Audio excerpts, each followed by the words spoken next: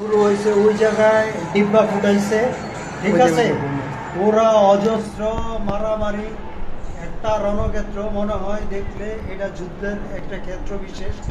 আমরা একটু সাইডে আছি, বোমের আওয়াজ, এই যে এই ভাইগুলো আবার ভিডিও করতেছে চিপার থেকে, ঠিক আছে। আমরা জানালা থেকে তো এদিক ওদিক ছোটাছুটি করতেছে, অনেকটা একাত্তরের ফ্লেভার আমি পাচ্ছি।